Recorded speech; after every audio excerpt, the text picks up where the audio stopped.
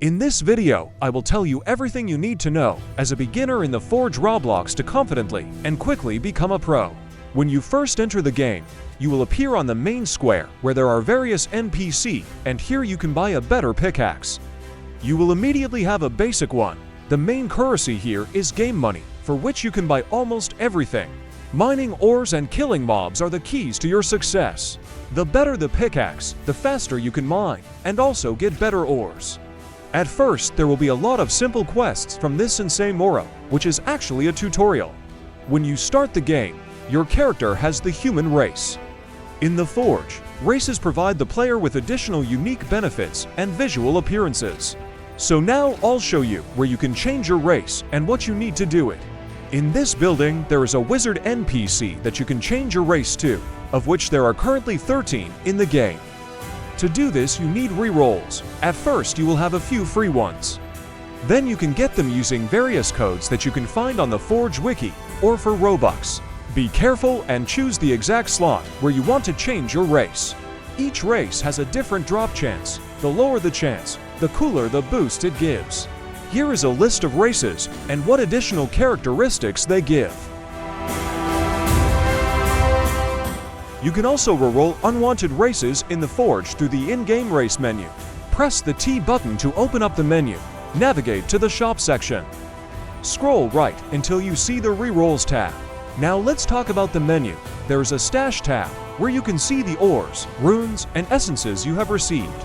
There is a certain inventory capacity that increases as your character level increases. In the Equipment tab, you will see a pickaxe, armor, and weapons that can be crafted. More on that later in the video. In the Index tab, you can see all possible ores, and those that you have already discovered. The same applies to Forge and enemies. When you get a new ore for yourself, craft or kill a new mob, the inscription claim will appear on a certain icon. For this, you will receive additional experience to increase your level. There are different locations in the game. Accordingly, it shows which ores and mobs you discovered and in which locations.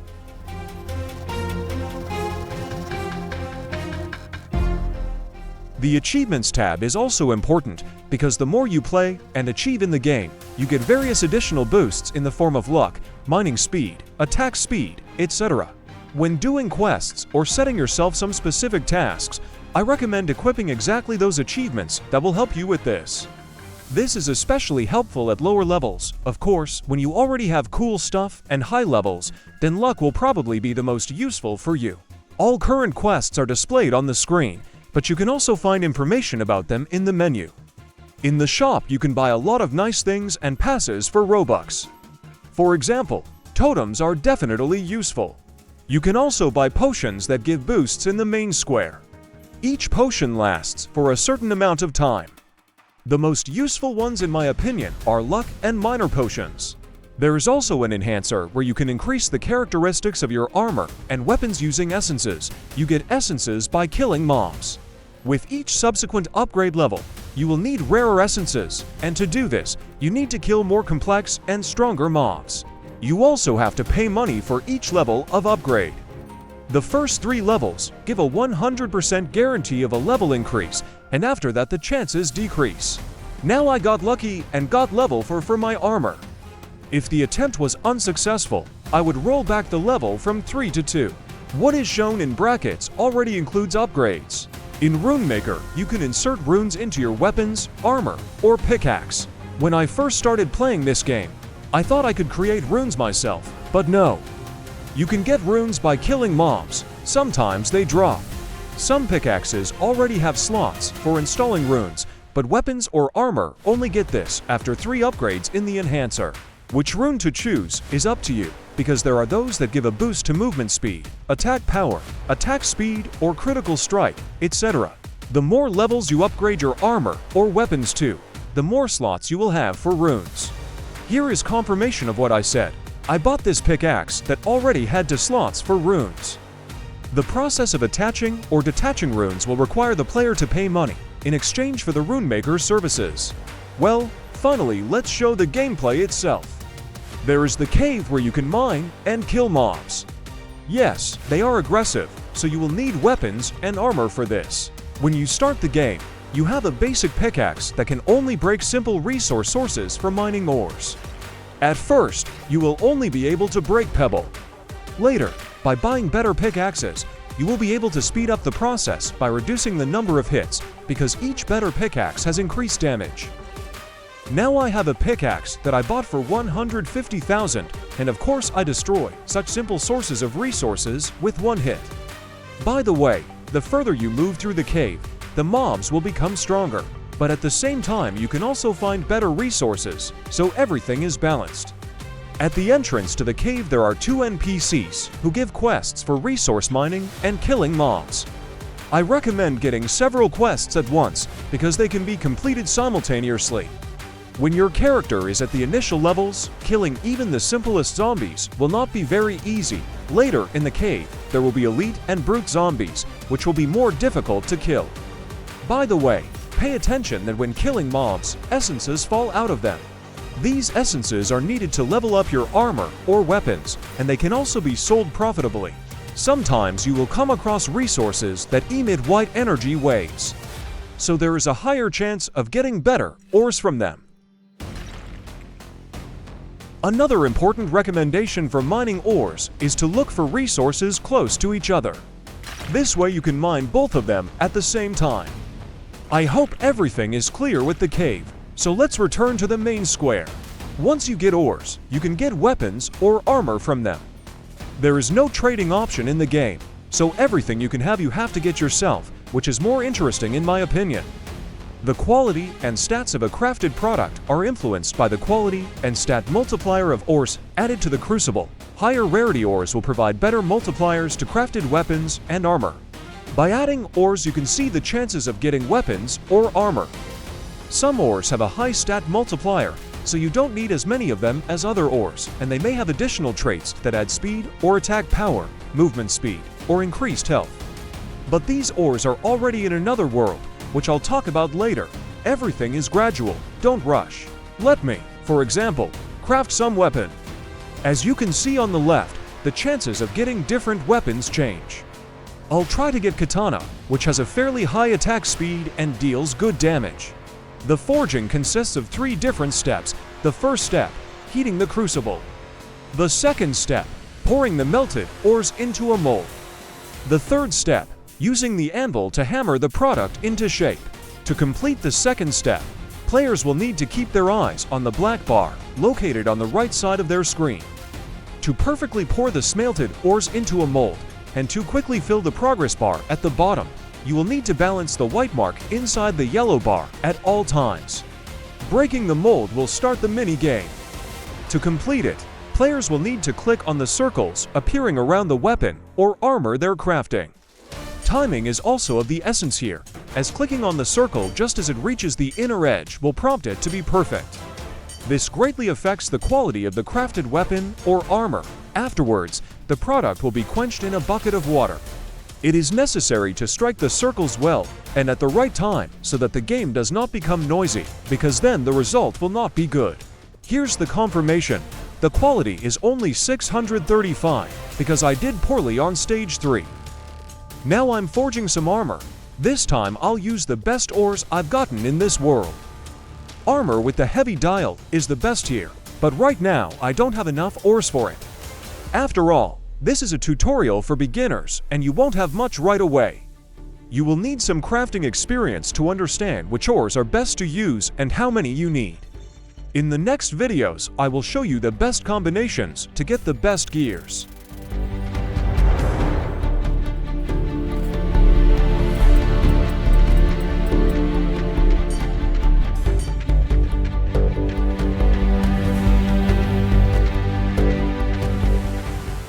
Some pro players would laugh at this armor, but for entry-level players, it's already something. All weapons and armor that do not suit you can be sold here. It is definitely more profitable than selling cheap ores. Yes, crafting takes time, but if you want to get more money, it is effective.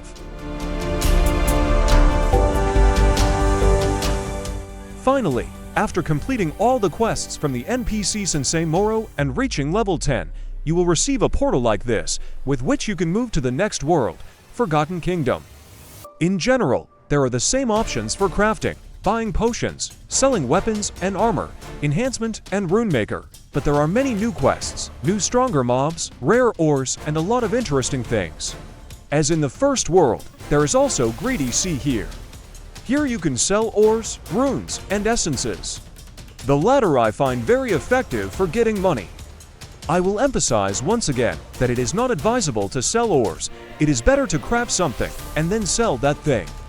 Runes aren't worth that much, but sometimes there are too many of them and they're all the same, so sell them too. Of course, you can buy better pickaxes here. They cost a lot, especially for those who have just moved from the first world to here. I advise you to buy gradually and not try to save up for the best one right away. It will take a lot of time, and in this case, you will only be able to mine simple resources. You can also buy potions here, and they cost the same as in the first world. Opposite potions, you can sell weapons and armor. Some NPCs give quests in several stages, and each time they become more difficult. Completing quests gives you not only XP to increase your level, but also money, so do them.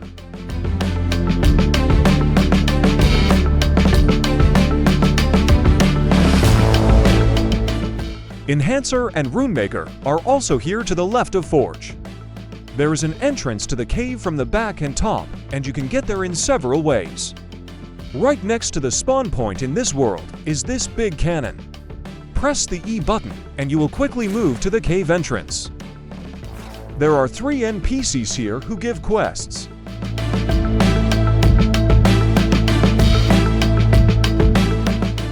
Also, if you go down to the left from the entrance to the cave, you will get to the wizard, where you can change races, just like in the first world. Let's see what awaits you in this new cave.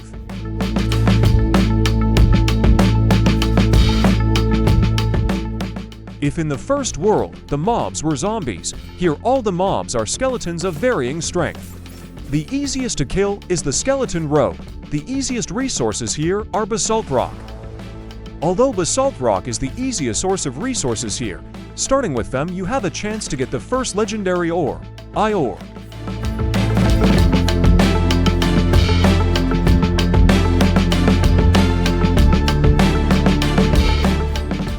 Basalt core is a little better.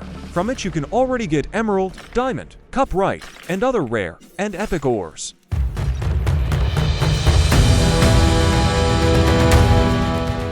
Slightly stronger than the skeleton rogue is the axe skeleton. I forgot to mention that, like you, mobs can also stun you, so be careful and calculate your strength and capabilities when entering battle. Here, just like in the cave of the first world, the further you dive into it, the stronger the mobs become, but more basalt cores will spawn. And even here, there are sometimes basalt veins. Here is the strongest mob in this part of the cave. It is the Axe skeleton. In order to mine certain resources, you need appropriate pickaxe that deal at least the required amount of damage. For example, basalt rock requires a pickaxe that has at least 16 base damage. For basalt core, you need a pickaxe that has at least 39 base damage. There will be 3 passages at the entrance to this cave. Where I was just showing you, they were on the left and in the center. Now I'm going to go to the right. Here you can find the magma pickaxe, which costs 150,000. That's what I'm using right now. In my opinion, this pickaxe is a good combination of luck and damage, and with it, I can mine any resources, although there are cheaper ones, but they have a lower damage rating. Moving on, this is the place where you can meet many high-level players, because this is the descent to a new location. It is here at the entrance that players often farm AFK, because the basalt vein will constantly spawn at once. This is where the best source of the resource is, volcanic rock, from which you can get the best legendary and even mythical ores. Here in Volcanic Cave you will encounter the strongest mobs in the game. The Reaper you see now is the strongest and most dangerous of them.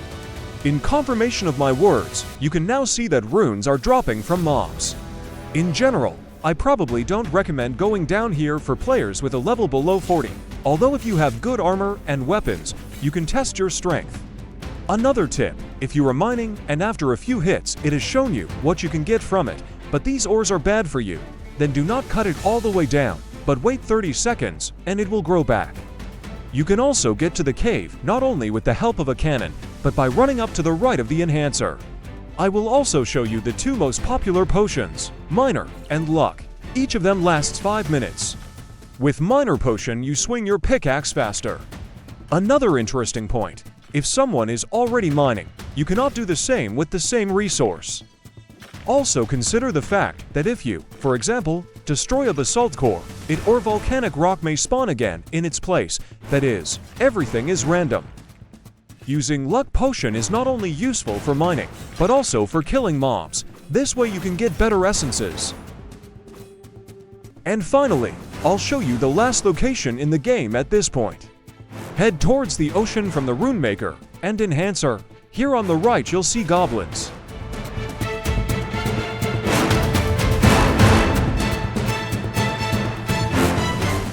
There will be a Goblin's King here, who gives a rather difficult quest, and after completing which you will be able to get to a new location. I completed this quest, so the king is no longer here.